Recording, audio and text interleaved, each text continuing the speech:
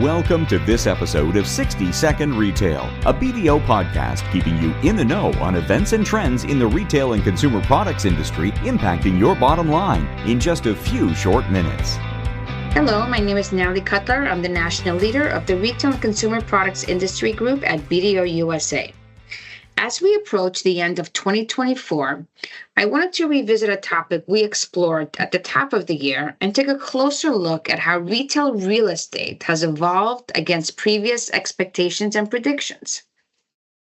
Which is why we are joined once again by Ross Foreman, Managing Director of Strategy and Innovation to the Management Consulting Practice at BDO, who laid out many of those predictions for us in a previous episode. So Ross is here to speak with us about the current trends in foot traffic, the attractiveness of retail real estate as an investment, and most importantly, what can we expect or what can we anticipate as we head into 2025? Welcome back to the show, Ross. Hi, Natalie. Ross, so there were certain expectations heading into a new year back in 2023, and we are already in Q4 of 2024. What are we seeing against those expectations? Yeah, Natalie, I think the best word to describe retail real estate investment performance in 2024 is resilience. The retail real estate market in 2024 was early on predicted to show resilience despite ongoing economic challenges, and it's lived up to that. Within the last decade, retail market fundamentals have become increasingly strong. CoStar reported their lowest national vacancy rate of 4.1% in 2024. I mean, it's impressive, with just over 0.4% of inventory currently being developed, which has consistently dropped from about 0.8% in 2017. So while new supply is scarce, CoStar reports strong demand in food and beverage, grocery, discount, and experiential retail demand. Think about it from an investment volumes point of view. While investment volumes have been down, pricing has remained stable. So that's made retail properties attractive compared to other commercial sectors. And it's also very asset type, even within the confines of retail. So think about grocery anchored centers. These continue to perform well to their essential nature. And that is important, right? When we think about any type of investment within retail, these essential locations, these essential store composition, it's critical to how and the attractiveness of a retail investment. However, there are some challenges. It was predicted that there would be a rise in store closing versus openings in 2024 compared to 2023.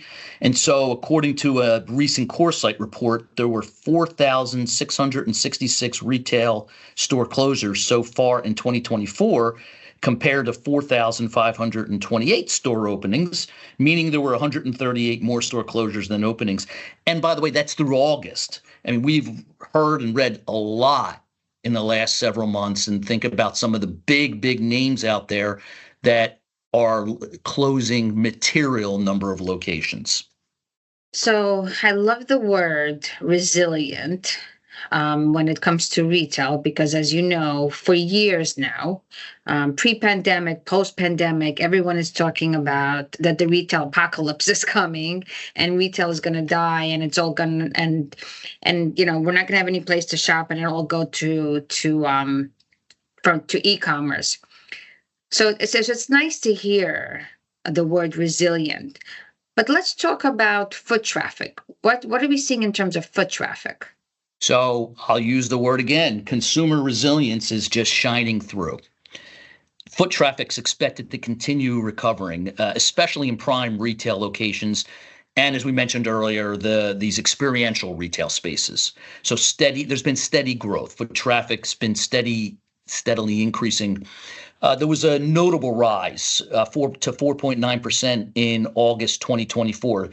This growth has been driven by events like early holiday shopping, promotions. There's just a number of activities that have been pushed up. Foot traffic in prime retail districts fully recovered to pre-pandemic levels in the third quarter of 2024 and are expected to surpass those levels in 2025. It's just expected to continue to increase. But again, there's this sector variations. Different retail sectors have experiencing various levels of foot traffic. I mentioned the grocery stores and grocery anchored.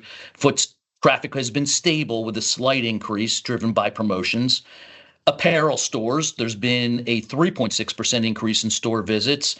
However, home improvement and furnishings, these sectors have struggled with a decline in store visits due to fewer home moves and high financing costs. So it's all relevant. Yeah, absolutely. I mean, I've seen the same thing you have from the various different categories of retailers and foot traffic. If we move towards an investment, from an investment perspective, right? As an investment vehicle, how attractive is the retail real estate market these days? So I think we would frame it as entering into 2025 as cautious optimism. There's been a shift in sentiment in general for commercial real estate in 2025 overall, and retail being a strong leader in the commercial sector. Expected conditions for fundamentals to improve in 2025 across areas such as cost of capital and capital availability, property prices, transaction activity levels, leasing activity, rental growth, and vacancies, all expected to stabilize and increase. This discussion wouldn't be complete without talking about interest rates. We've all been cautiously optimistic. Now, no, we're not expecting another 50 basis point decrease, but we're expecting another decrease, and those rates are going to continue to help stabilize the markets, which will provide a much more favorable environment. And of course, inflation. A potential decrease in inflation rates could further support investment returns. So we're seeing very positive signs, or I should say consistently seeing steady signs that are positive and going to lead to this cautious optimism. So now I'm going to ask you to take out your crystal ball, like we did, last year around this time. What do you think is going to happen into 2025? So I think across a lot of the sectors, I think we have bottomed out. And retail, as we've mentioned many times in our conversations, Natalie, the word resilient is going to continue to be, and that's because consumer sentiment has remained generally positive. It fluctuates, but it's generally been positive.